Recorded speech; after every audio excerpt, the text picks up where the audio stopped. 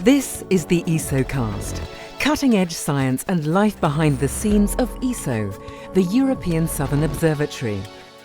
Exploring the ultimate frontier with our host Dr. J, aka Dr. Joe Liske. Hello and welcome to this special episode of the ESOcast. Leading up to ESO's 50th anniversary in October 2012, we will showcase 8 special features portraying ESO's first 50 years of exploring the southern sky.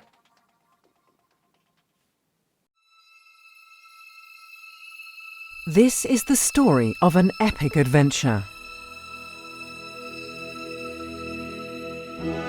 A story of cosmic curiosity, courage, and perseverance.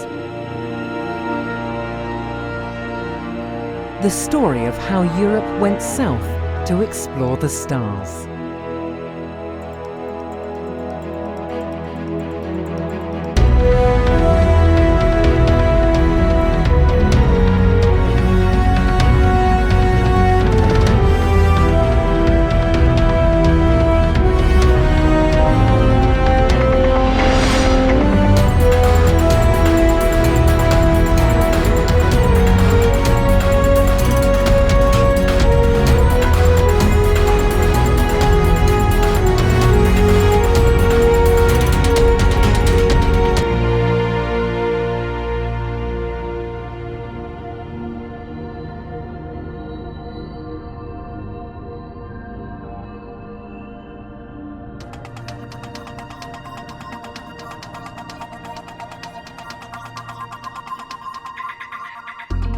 Welcome to ESO, the European Southern Observatory.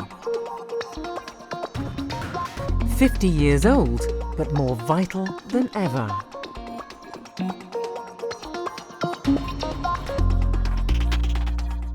ESO is Europe's portal to the stars.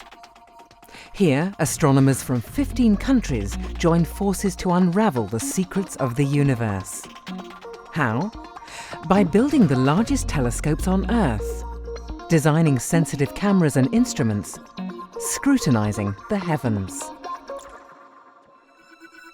Their work has looked at objects near and far, from comets traversing the solar system to distant galaxies at the very edge of space and time, giving us fresh insights and an unprecedented view of the universe.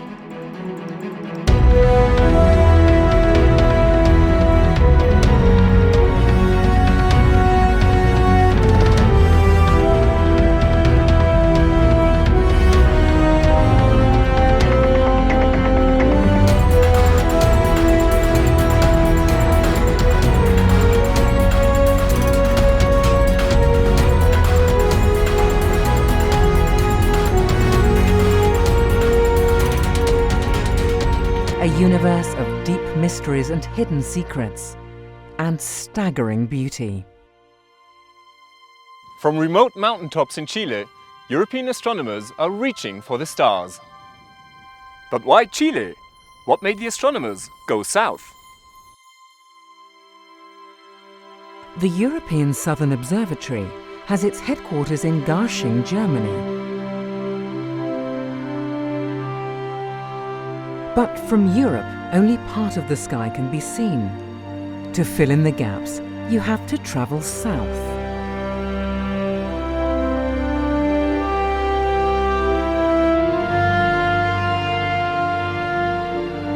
For many centuries, maps of the southern sky showed extensive blank areas, the terra incognita of the heavens.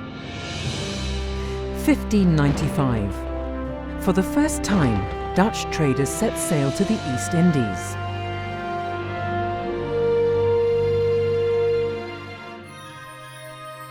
At night, navigators Peter Kaiser and Friedrich de Houtman measured the positions of more than 130 stars in the southern sky.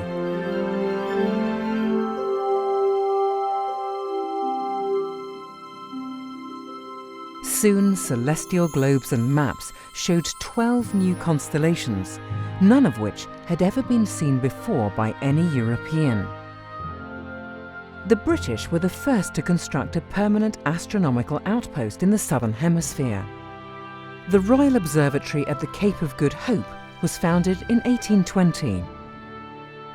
Not much later, John Herschel built his own private observatory close to South Africa's famous Table Mountain. What a view! Dark skies, bright clusters, and star clouds high overhead. Little wonder that Harvard, Yale, and Leiden observatories followed suit with their own southern stations. But the exploration of the southern sky still took lots of courage, passion, and perseverance.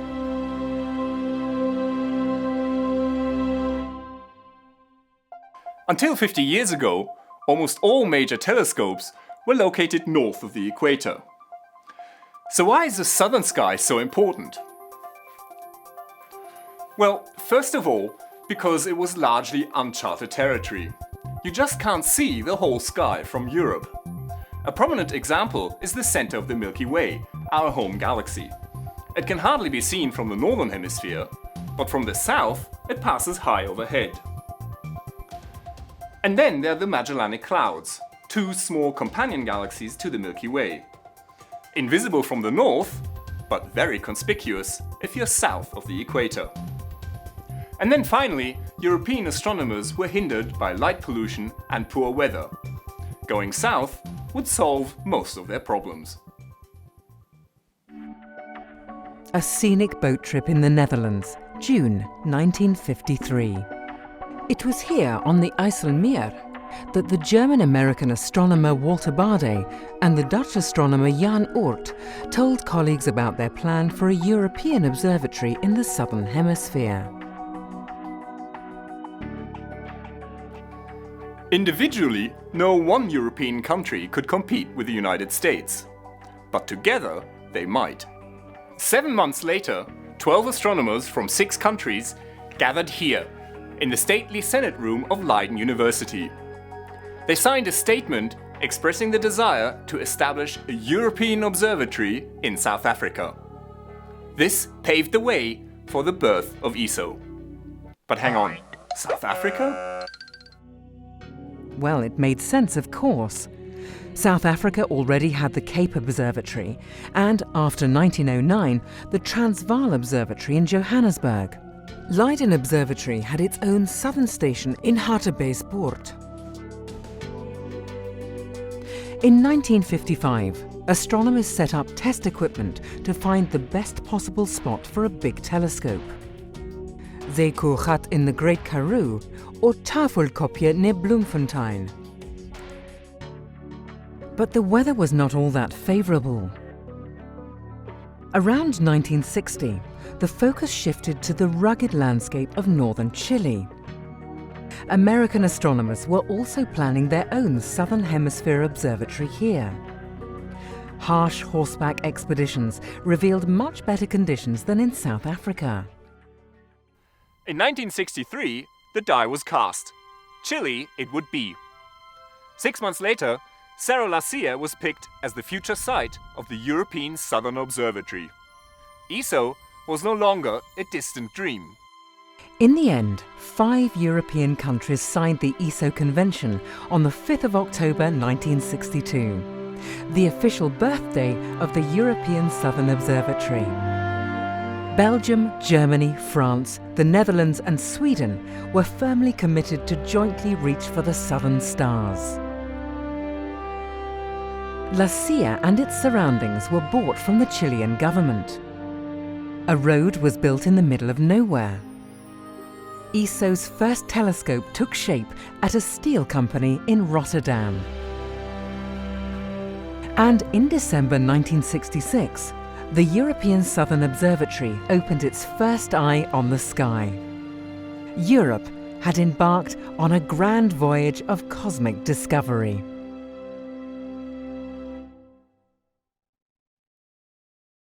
This is Dr. J, signing off from this special episode of the ESOcast. Join me again next time for another cosmic adventure.